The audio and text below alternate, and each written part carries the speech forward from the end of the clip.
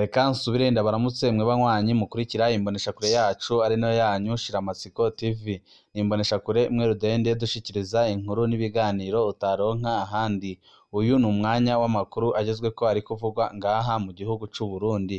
Iyi mboneshakure yacu ibanda ku makuru aba ari kuvugwa gateka kazina muntu, aba ari kuvugwa mu butungane, aba ari kuvugwa mu cibano, aba ari kuvugwa ku mbuga ngurukana bumenyi, aba ari kuvugwa muri politike ndetse n'andi yose mutamenye mwaranyegejwe turatohoza amaze tukabaha ido n'ido.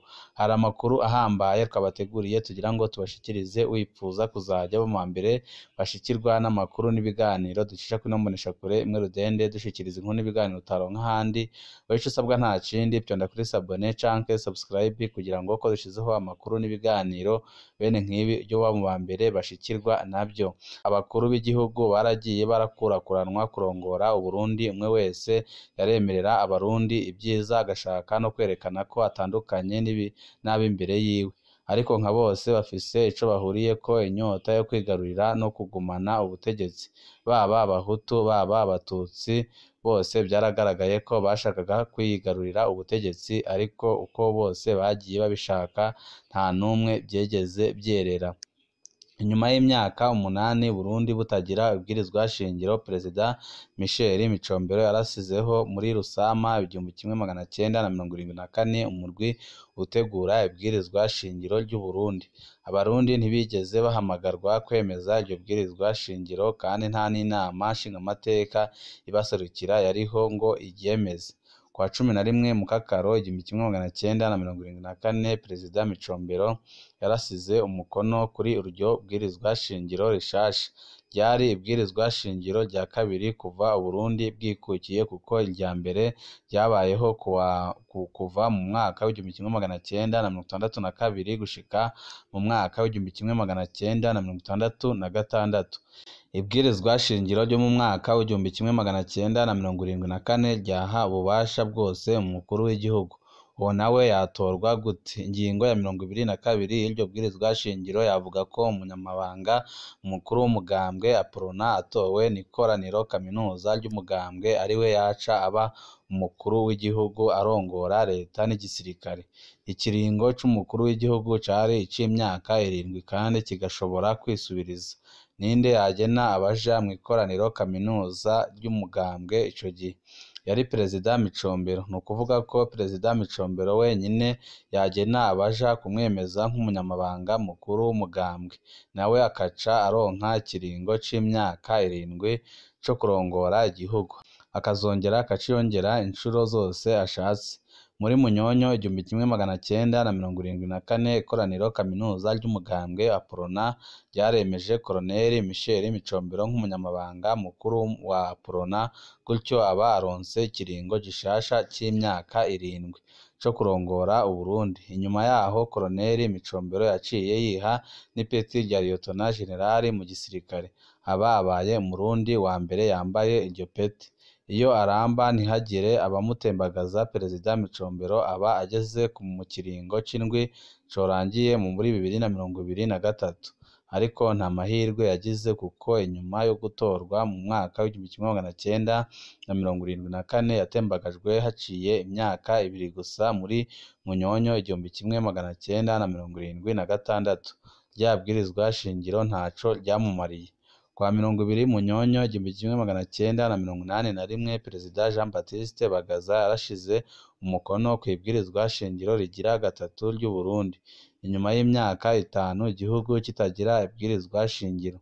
Iryo bwirizwa shingiro ryari ryatowe n'abarundi bose bageze gutora kwa 18 Munyonyo umwaka w'1981 ku rugero rwa 99.88 kw'ijana. Iryo bwirizwa shingiro ryari rifise byinshi rihindura mu buzima bw'igihugu.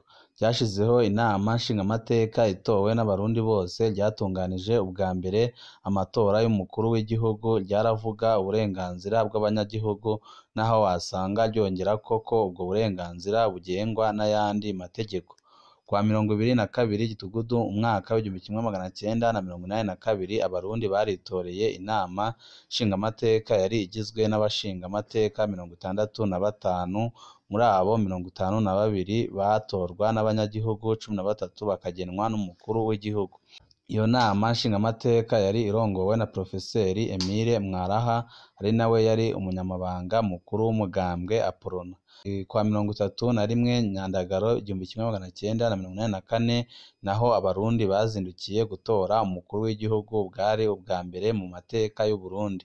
Abanyagihugu batora umukuru w'igihugu. Ibwirizwa shingiro ry'ico gihe ryavuga ko umukuru w'umugambwe Aporona ari we wenyine yitoza mu matora y'umukuru w'igihugu, mu gihe adakwije amajwi y'abanyagihugu 50% uteranyijeho ijwi rimwe, umugambwe waca utunganya ayandi matora y'umukuru w'umugambwe azoheza akitoza kuba umukuru w'igihugu. Umukuru w'umugambwe Aporona yari inde ico gihe? Yari Koloneli Jean Baptiste Bagaza. Ni ukuvuga ko ibwirizwa shingiro ryatunganya amatora y'umukuru w'igihugu ata wundi n'umwe arekuriwe kuyitozamwo keretse Koloneli Bagaza. Perezida Bagaza yatowe ku majwi 99.63%. Ikiringo ciwe cari ic'imyaka 5, ariko agashobora kwitoza incuro zose abishatse. Iyo adatembagazwa abaye akiri muzima, ubu aba ageze ku kiringo ca 8 carangiye mu mwaka wa 2024. Ariko nta mahirwe yagize, nk'uko inyuma y'imyaka 3 gusa atowe, Perezida Jean Baptiste Bagaza yatembagajwe n'abasirikare barongowe na Majoro Pierre Buyoya kwa 3 Nyakanga 1987. Rya bwirizwa shingiro ntaco ryamumariye nk'uko byagendekeye na mugenzi wiwe. Kwa 13 Ntwarante umwaka w'1992, Perezida Pierre Buyoya yarashize igikumu kw'ibwirizwa shingiro rigira 4 ry'u Burundi. Inyuma y'imyaka 5 atabwirizwa shingiro ririho, iryo bwirizwa shingiro ryatowe n'abarundi ku wa 9 Ntwarante 1992 ku rugero rwa 90%. Ryarahinduye ibintu byinshi cane mu Burundi. Niryo ryemeje umuzo w'imigambwe myinshi, umwidegembyo w'abarundi mu gusohora ivyumviro no gushinga amashirahamwe atandukanye, uburenganzira bwa kiremwa muntu, bwashizeho inama nshingamateka yitorewe n'abanyagihugu be n'umukuru w'igihugu atorwa n'abanyagihugu biciye mw'ihiganwa ry'imigambwe myinshi. Iryo tegeko ryaraha ububasha bukomeye umukuru w'igihugu, ari naryo ryatumye Melchior Ndadaye atanga imihoho mu murwi wari ujejwe kuritegura. Muri Aporona nta nkeka bari bafise ko ubwo bubasha buzoba bufiswe na Perezida Buyoya. Mu matora y'umukuru w'igihugu yo kuwa mbere Ruheshi 1993, muri Aporona baguye mu gahundwe, intsinzi yatahiye Melchior Ndadaye wo muri Frodebu. Gutyo Perezida Ndadaye yisanga bwa bubasha bw'umurengera yari yararwanije buhindutse ubwiwe. Nayo Aporona itangura kurwanya ibwirizwa shingiro yari yarishiriyeho, itazi ko irikoreye abandi. Nk'uko byagendeye ab'imbere yiwe, Perezida Buyoya ntaco yungutse mw'ibwirizwa shingiro yari yashizeho, kuko amatora yakurikiyeho yarayatsinzwe. Kuwa 7 Ruheshi umwaka wa 2018, muri komine Bugendana, Perezida Pierre Nkurunziza ashize umukono kw'ibwirizwa shingiro rishasha. Iri bwirizwa shingiro naryo ryaje guhindura ibintu byinshi abarundi bari barumvikanye ko mu masezerano yarusha. Ibwirizwa shingiro ryongereje ububasha bw'umukuru w'igihugu, ryongereje ikiringo ciwe ku butegetsi ava ku myaka 5 aja ku myaka 7, nk'uko Perezida Micombero yabikoze mu mwaka w'1974. Ryatuma Perezida Nkurunziza ashobora gusubira kwitoza incuro zindi 2, mu gihe n'ikiringo ciwe ca 3 cari carateye induru n'akajagari mu gihugu. N'ibwirizwa shingiro ryaje guhana abatashigikiye ikiringo ca 3 ca Nkurunziza. Abahoze batwara igihugu barakuwe mu nama nkenguzamateka, amajwi batorerako amategeko mu nama nshingamateka na nkenguzamateka yarakorowe, mu gihe muri 2014 Nkurunziza yari yabuze ijwi rimwe kugira ashobore guhindura ibwirizwa shingiro. Ivyegera 2 by'umukuru w'igihugu byarafuzwe, hasigara icegera kitagira ububasha na butoya.